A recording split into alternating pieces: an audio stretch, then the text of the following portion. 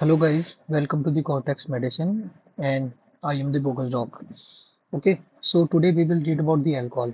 Simple जो चीज़ें मैं पिक कर सकता हूँ from the last 6 to 8 hours लगे हैं इतने से नोट्स बनाने में, ठीक है, सबको कंसाइज करने में, वो मैंने किया है बेस्ट वैसे, ठीक है. So we will read some of the topic from this. Okay, so सबसे पहले क्या करते हैं, हम स्टार्ट करते हैं, ठीक है. If someone said कि someone drink too much alcohol that is making the patient ill or making the patient prone for alcoholic liver disease. Okay, so the limit for the female is 2 drinks per day and for the male is 3 drinks per day. In per drink, how much? It is the 14 gram. Okay, in per drink. That is important to remember. Okay, and for the binge drinking, you have to see female 4 drinks per day and male 5 drinks per day in the 2 hour. Okay, in the male it is more. Almost कोई कहे तो female के अंदर 20 to 30 gram per day for the female and 33 to 40 gram per day for the male to generate और to be diseased. Okay, और इसके अंदर क्या होगा कि पेशेंट के अंदर ये मतलब like more than 5 to 10 year का यूज के अंदर होता है एल्कोहलिक लिवर डिजीज, ठीक है, but can be seen earlier. Factor that progress करेंगे एल्कोहलिक एसोसिएट लिवर डिजीज के अंदर, ठीक है.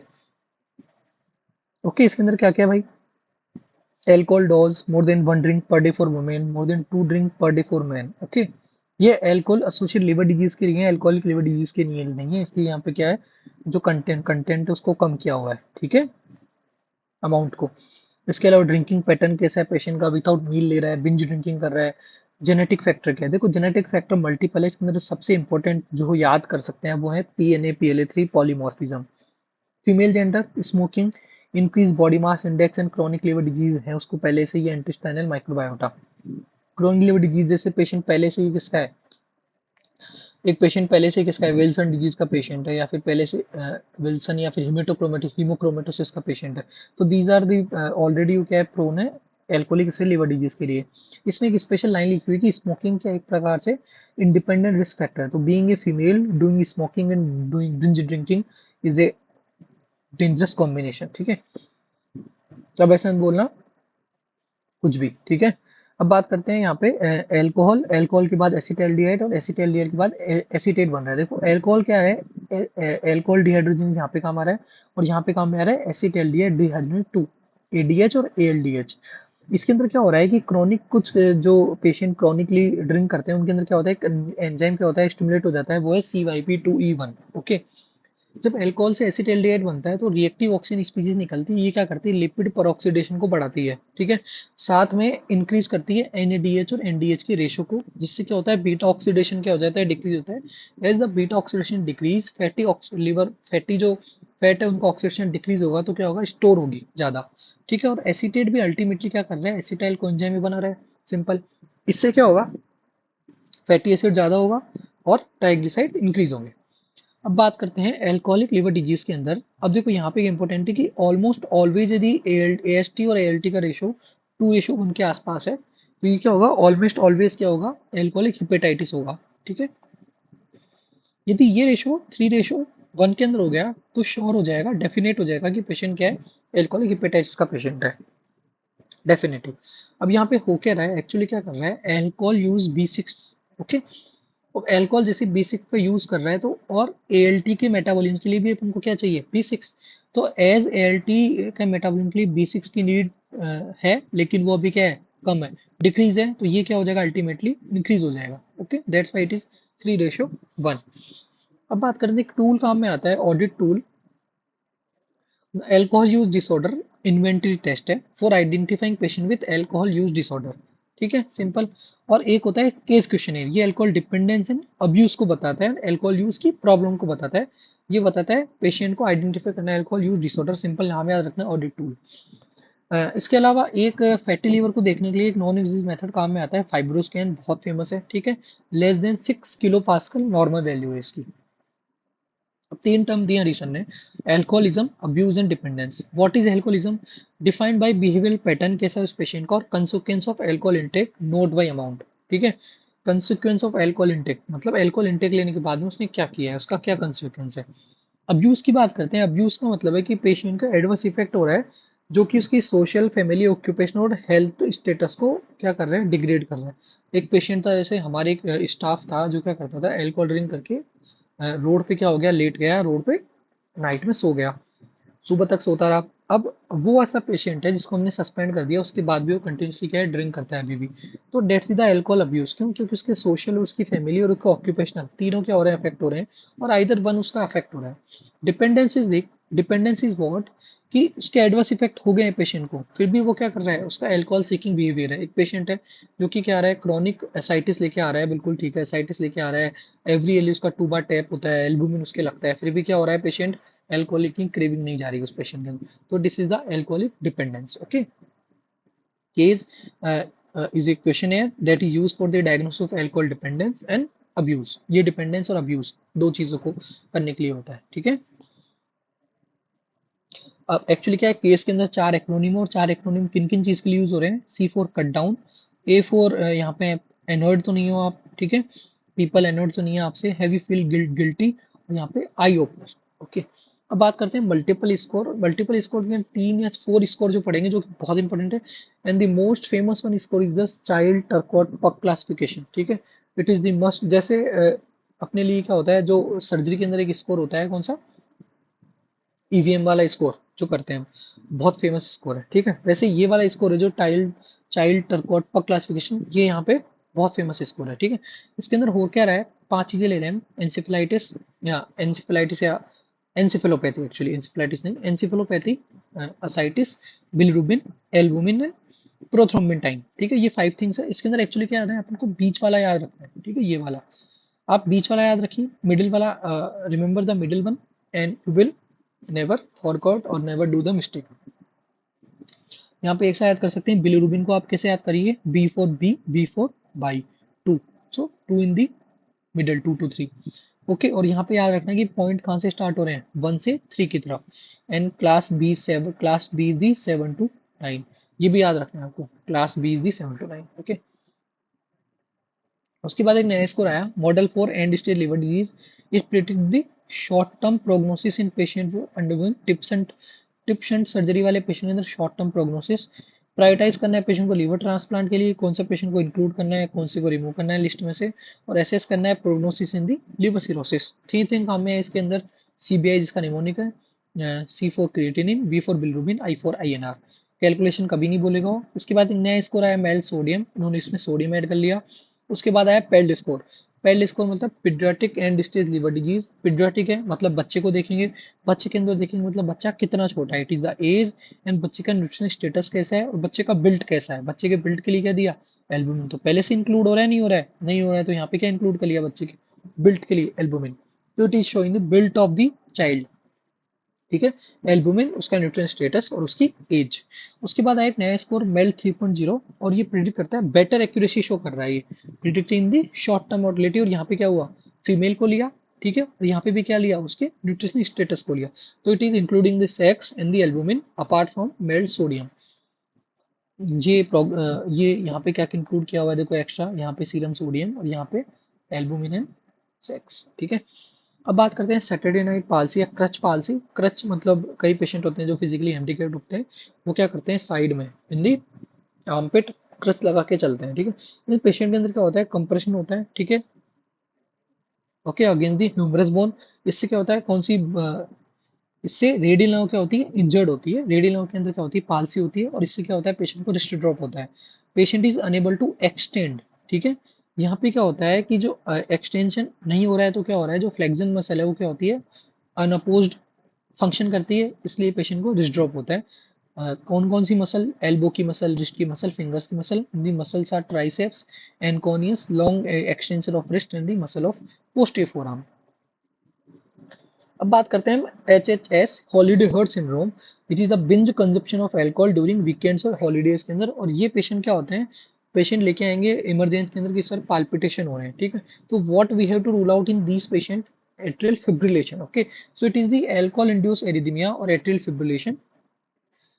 Okay, so these are the predisposed to atrial fibrillation. इनके अंदर क्या है, some patient तो settle by oven and some of the patient needs medication. Okay, the question will not be like simple liner की Holiday syndrome क्या होता है. Patient का जैसे आएगा emergency, question will be like that. In the emergency, patient came in emergency and the patient है binge drinking and currently have palpitation. Which of the following can be the arrhythmia in this patient? अब वो क्या rule out करना है इन patient के अंदर, AF तो नहीं है. ठीक है, अब बात करते हैं एल्कोहलिक कार्डियोमायोपैथी के बारे में. ठीक है, there is nothing like alcoholic cardiomyopathy.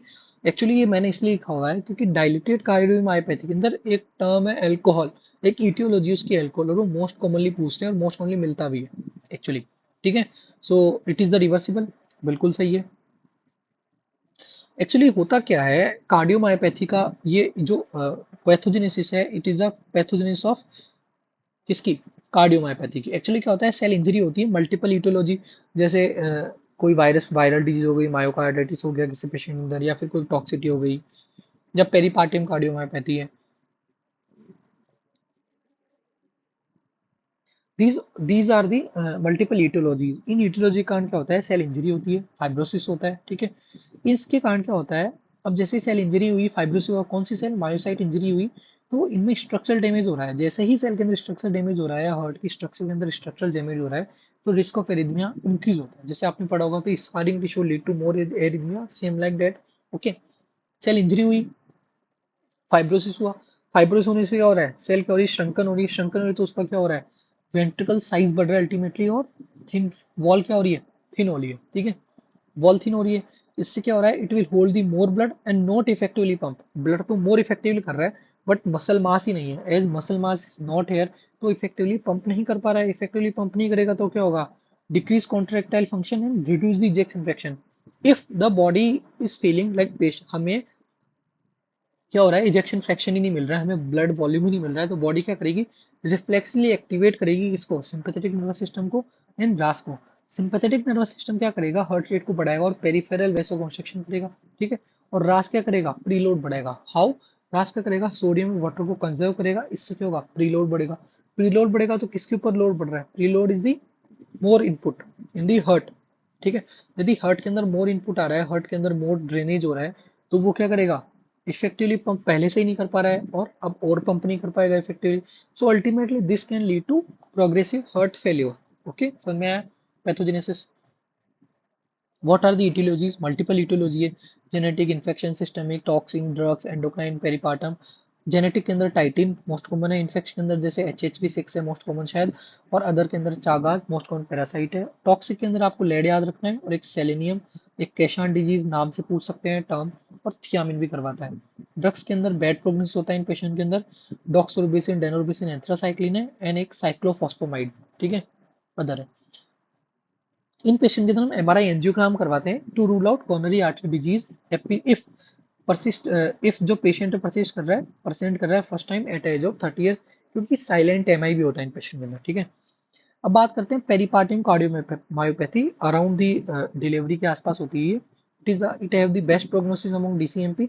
Associate करता है किसके साथ, एज एट प्रेगनेंसी क्या है आपकी, मोर देन 30 ईयर से है, और एक हाइपरटेंशन से एसोसिएट करता है. ठीक है, इसके अंदर इसकी पैथोलॉजी क्या है, anti angiogenic factor, SFLT2 soluble fibrin like tyrosine kinase 1, ये इसकी क्या है, पैथोलॉजी के अंदर आता है. एक क्राइटेरिया दिया हुआ है मायोकार्डाइटिस के लिए जो है, उसका नाम है Dallas criteria, set of histopathological standard use to diagnose myocarditis. Okay, याद रखना इंपॉर्टेंट है. अब बात करते हैं most common cause of CLD. Most common of CLD alcohol नहीं है, नैश है, याद रखना हमेशा. अब बात करते हैं एल्कोहल विड्रॉल के पेशेंट के आएंगे सर, ट्रेमर्स के अंदर आ सकते हैं. फर्स्ट की सिम्टम है, मोस्ट कॉमन सिम्टम है ना. और यहाँ पे क्या इंक्रीज हो रहा है, अनअपोज्ड क्या हो रहा है, नोरेपिनेफ्रिन इंक्रीज हो रहा है. ठीक है, ड्रग क्या देंगे हम, ओरल देंगे बिल्कुल, क्लोरजिपोक्साइड एंड थियामिन, बेंजोडाइजेपिन. उसके बाद पेशेंट को ऑटोनोमिक हाइपर एक्टिविटी होगी.